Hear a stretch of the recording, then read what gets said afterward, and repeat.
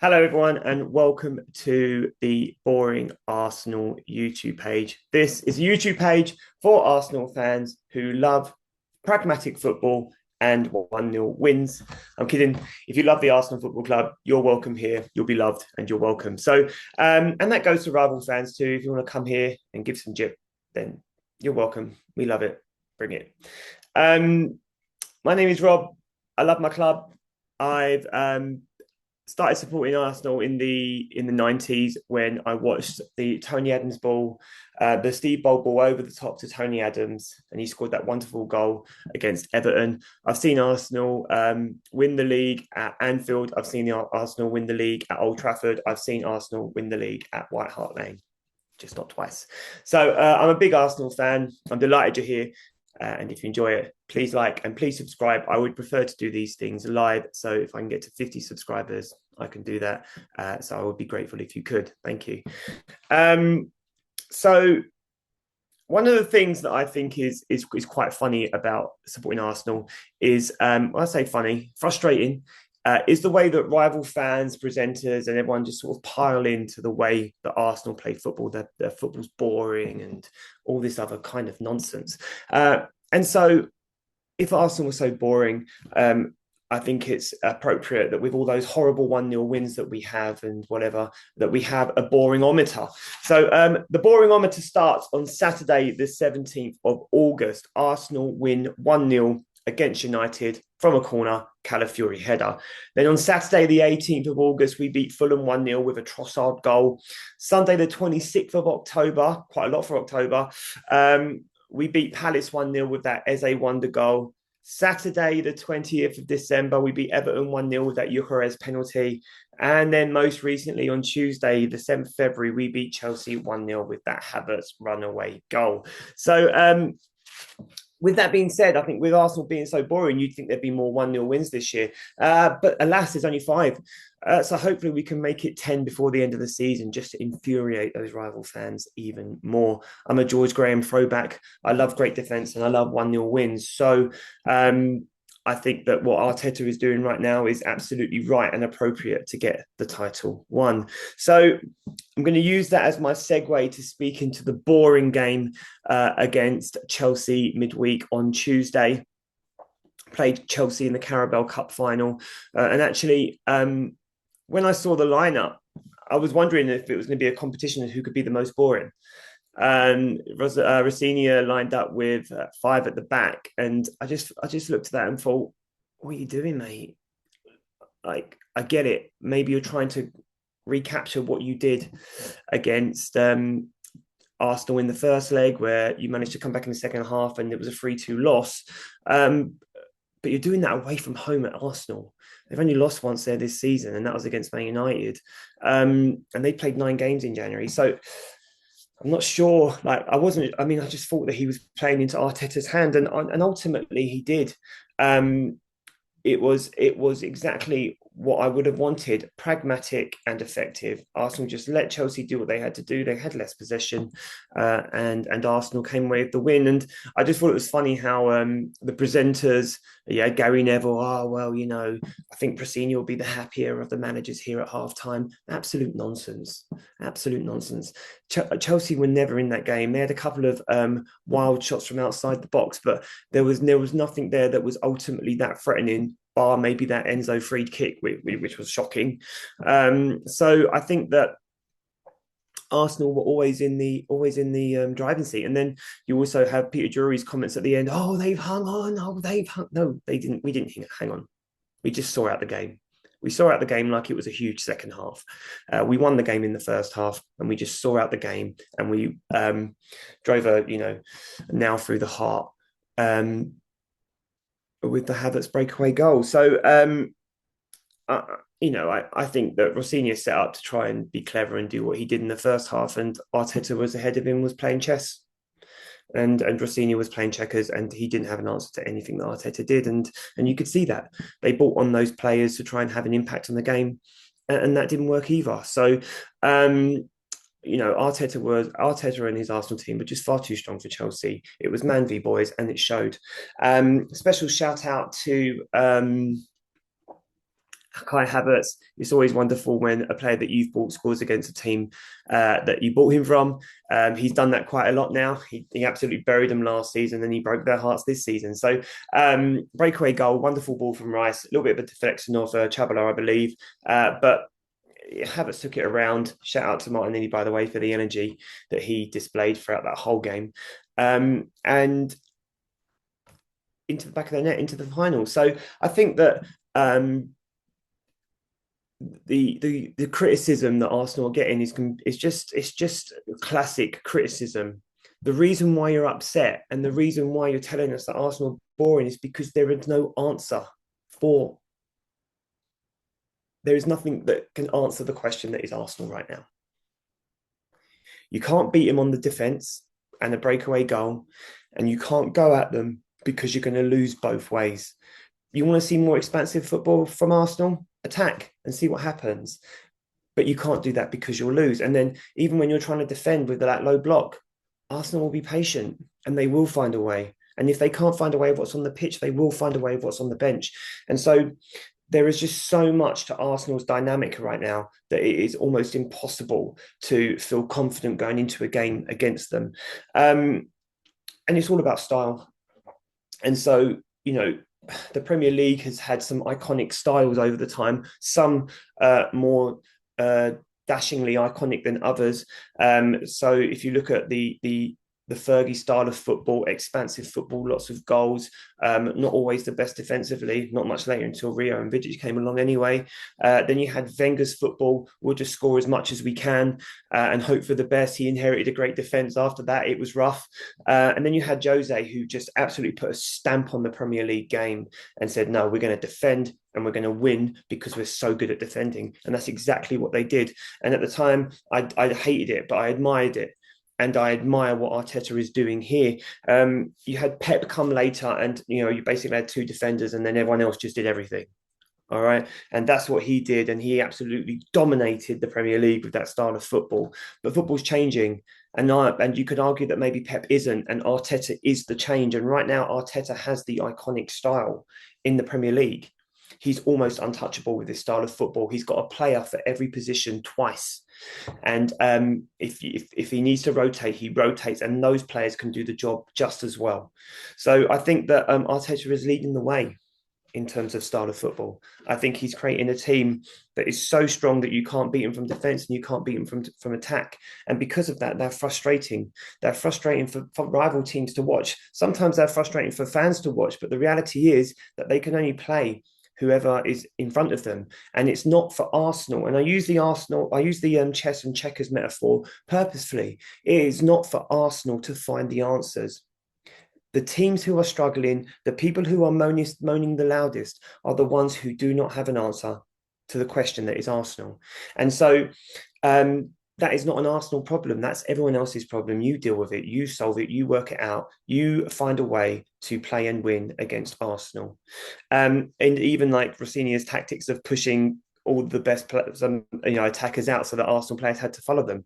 Okay, good luck, because all that does is you just send out our far fastest players and you leave the big boys in the middle. And there's more room for them to run around with and less defenders for them to try and barter for space against. So I just think that, teams must hate playing Arsenal right now. And from a mindset perspective, it must be horrible, because what do? You can't beat him that way and you can't beat him this way. What's plan C? Because you're going to have to find it. I do want to talk about the Carabao Cup, though. I want to be frank. I'm not a massive fan of the Carabao Cup, right? And I'll quantify that. So Arsenal haven't won it since 93, 94, whenever it was. And that's a long time not to really be in the equation for the cup. Like, Arsenal should have won that cup more often. But I also come from a generation where it wasn't a priority, right? When I was in my teens, I was watching Wenger put out the boys and not the men. So, maybe that's kind of like hampered the way that I feel about it. But it is the lesser trophy out of the four that Arsenal can compete for. And I don't think that is an indicator for a successful season for Arsenal Football Club. It just isn't, to me. So what do Arsenal do? what do us fans do? And I actually think it's a poison chalice. It's a potential lose-lose for Arsenal because if they win and they beat Man City, uh, but they don't win anything else for the rest of the season, people will say that they have underachieved. Uh, but if they don't beat Man City, then people will say that they've choked. So I kind of don't feel like there's a lot to gain from that game. I'm an Arsenal fan. I want Arsenal to win every game that they play. So that goes without saying. But I just kind of feel like for Arsenal, there's so much to lose on both counts that it kind of almost makes it unattractive in a way for me. However, I will say this. I do think that it could be a huge momentum builder, and it could be the thing that helps Arsenal get over the line for the Premier League. Arsenal can win every trophy that they are in. I don't think they can win a quadruple though, but they could win every single trophy they are in. And it just depends on. There's so many games to play. I don't think Arsenal can win a treble, let alone a quadruple. But if Arsenal win the Carabao Cup, that is only measurable if Arsenal win the Premier League. I do not think it's enough to win the Carabao Cup, and I think it will be a stick to beat us with if we don't win the Premier League. They only won the Carabao Cup, or they couldn't get the job done against Man City, so they choked and lost everything. So I do think the game is big. However, if Arsenal do win it, I think it builds momentum to get the job done to win the Premier League and potentially go deep in the FA Cup and potentially go deep in the Champions League again. So I think in terms of mindset and momentum, it could really lay the foundation for we've got this, but we want more. But then from the rivals, it's also like a gauntlet for how do we beat them? They just beat one of the best performing Carabao Cup sides in history, and they're gonna beat us when we play them. And how do we beat them? So I think that it could really be a momentum builder for Arsenal to get the job done. I also think metaphorically, if Arsenal do get the job done against City, there's the passing of the torch moment there as well. There's loads of rumours about Pep and whether this will be his final season at Man City. If that is the case and Arteta does beat him, I think that there's a potential passing of the torch moment there where the apprentice becomes the master or the sensei, and the sensei rides off into the distance to do whatever it is in international football or in another league to be successful, because I'm sure he would be. But I just think that Arteta's time is coming. The style of football that Pep wants to play doesn't seem to be able to get the job done anymore. But what Arteta is doing is getting the job done. So I think that there is a real kind of like, this could be if Arsenal get the job done here, this could be an iconic moment, not just in the season, but for Arsenal Football Club going forward for the next 3-4 years, where Arsenal become a real driving force for success and trophies and attracting huge players who want to come and play for his club. We've already heard about the Alvarez link. So I think that it lays a huge benchmark for what the rest of the season could be. However, I maintain that trophy is only a marker of success if it's coupled with something else. So I think that the 1-0 win against Chelsea was great. It would take us into the final, and hopefully we'll get the job done and we'll have a beautiful passing of the torch moment, whether everyone else likes it or not. But what are your thoughts on this? Am I being too harsh on the Carabao Cup? Is there more to the Carabao Cup than I'm giving it credit for? What do you think? I'd love to hear your thoughts in the comments below, and I will respond to everything. I'm trying to grow the channel.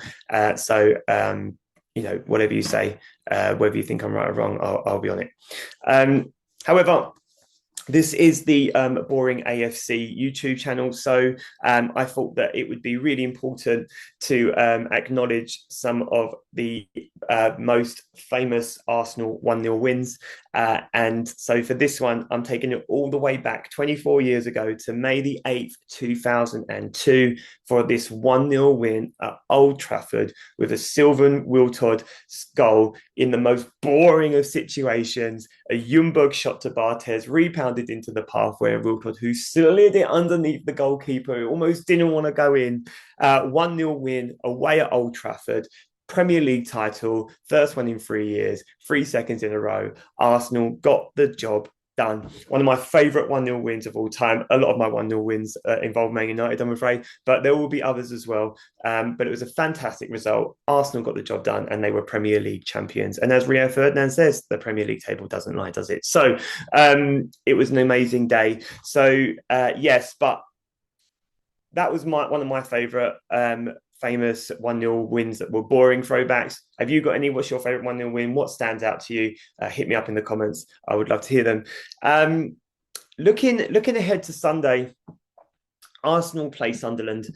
That was probably, in my memory anyway, probably one of the hardest games we've played away this season. And it's a credit to Sunderland. They are unbeaten at home. They are the only unbeaten team at home because we went and lost to Man United. And the game we played against them there was anything at the Stadium of Light. That game was anything but boring. 2-2 draw, a goal to break your hearts, and a Granit Xhaka masterclass. Who, by the way, I would welcome back at the club with open arms and big hugs. So it was an incredible game of football, but I just don't know whether they will be able to take that on the road, because they haven't been great on the road, and to do it at the Emirates. I'll start with the likely lineups. I think that most of the lineup will pick itself. I think we'll have Raya and goal. I think that Calafiori will find his way back into the team this weekend. Saliba and Gabriel pick themselves. I'd like to see Timber get a rest. He's played a lot of football. He's played at left back. He's even played centre back over the last month and a half. So I'd like to see Ben White come in. I think Ben White is offensively better as well. Not defensively better, but I do think he's better on the offence. I think Saliba will play. No, sorry. I think Zubimendi will play with Rice. And if Odegaard is fit, I think Odegaard will play. There's I'm in an iron over Odegaard right now about this injury and how legitimate it is. There are rumblings that he is not happy at the club and that perhaps he could be on his way to Bayern Munich. And that wouldn't surprise me. It would upset me, but it would be with blessing as well. I think that he's been a good servant to Arsenal over the last couple of years. He hasn't been in great form over the past 18 months. The injury he sustained for Norway, I think, has affected his gameplay, and perhaps the Premier League is a little bit fast for him now. But if you don't want to be here, then you've got to go. And I think that there's been a lot of noise about him in the media that may have affected him. He's not long a dad, and it's not an excuse, but parenting parenting is parenting still. I don't think he's the natural leader that Arsenal need. I think he's a person who leads by example. And I think when you look at some of Arsenal's iconic captains, when you look at Tony Adams, when you look at Vieira, when you look at Henry, even when you look at someone like Xhaka, these were people who were in it and on it and wanted it. And I just don't know if there's enough of that from Odegaard. And I don't think that resonates with Arsenal fans either. You're looking at someone like, and I feel the same way about Saka as well. I don't think he's a captain. You're looking at someone like Declan Rice. You're looking at someone like Gabriel. So I think that there's a lot of context around Odegaard that might mean that he's off at the end of the season, and if he is, good money and well wishes. But I do wonder whether the future for Arsenal has Odegaard in it, and whether he can still contribute the way that we would need him to. I just think naturally that Arsenal have progressed so much now that players that we thought were incredible, because they were playing for us, they aren't that anymore. When Zinchenko had that incredible season, when Jesus started off, and Odegaard and others who have come and gone, like, we see them in that moment, but you have to see them in the bigger picture. And if the bigger picture is now they're getting lost in it, then we need to find new fish that are bigger. So that wouldn't surprise me if he did go. Having said that, then back to this lineup, I'd quite like to see Havertz in there. I think Havertz would be a good 10. I think he would link up better with Gyökeres than Odegaard does. And I think it would be, I think Havertz is like I think Havertz is incredible. I think he's one of our better players at the club, top three or four for me. And I know that will go with criticism, but that is how I feel. I feel he is integral to everything that Arsenal do going forward. He makes space, he holds up the ball, he can score. And I think he is our best attacker, and I think he's in the top three or four alongside Rice, Gabriel Saliba, those types of players. Saka, he's in that conversation of the top three or four players at the club. So I think that I would like to see Havertz there. Wouldn't be unhappy to see Eze there. A game where Sunderland might come onto you would be a good game for Eze. So you might see the best of Eze in the same way that Arsenal thrashed Leeds, for example. Especially because that's what happens if you try and play against Arsenal, you get absolutely thrashed. And if you try and sit back, you'll lose 1-0, 2-1. So yes, I think it will be Odegaard, if not Havertz. I would like to see, but I think realistically it would be Eze if Odegaard is still injured. Madueke on the right, and then Gyökeres up front, I think. But Havertz to me has got to play. So if Odegaard is playing, I'd like to see Havertz up front. Also, shout out to Madueke. I wanted to mention it earlier, but Madueke, Eze as well, they both sacrificed their games against Chelsea on Tuesday. You had Madueke hugging the wing for that 5 at the back, just to try and stretch Cucurella as much as he could. No love lost there either. And then you had Eze just trying to press and playing again, not his natural game. Shout out to both of them, because you had people like Nelly who absolutely run the show, and Hincapié. But Madueke and Eze really sacrificed their games for the club on Tuesday, and were part of the reason why Arsenal were able to dominate the game from being off the ball. So shout out to those guys. In an ideal world, it would be a 1-0 win so we can get to 6 for the season. But I just don't see it. I think this game is going to be open, because I think Sunderland are going to go for it. And I respect them for that, because it's the type of thing you want to see. They've got the boy who's going forward, and I can't remember his name. I wrote it down and I can't find where I wrote it. But their striker, I think, is a really good striker. He's exciting, he's direct, he's strong, powerful, he's skillful, and he knows how to put the ball in the net. So I think that he's going to be a handful for Gabs and Saliba this weekend, but I think Arsenal are strong enough to win this game comfortably. So I think in an ideal world, a 3-0 win. I do think Sunderland have got a goal in them though, so it could be 3-1. So I'm kind of torn between that at the moment. But yeah, what do you think? Are Arsenal going to whitewash Sunderland the way they did to Leeds, or have they got a little bit more than that, Sunderland, and will be able to put on a better show of it, like they did when we went to the Stadium of Light and had to hold a 2-2 draw? I think that's everything. I wanted to keep this one short and sweet. Thank you for listening and watching. I appreciate it. If you enjoyed it even a little bit, please subscribe, please like, it helps. I want to get to 50 followers and subscribers so that I can stream live, because I think that'll be better. It'd be nice to have conversations with people. And yeah, I'll see you next time. Thank you.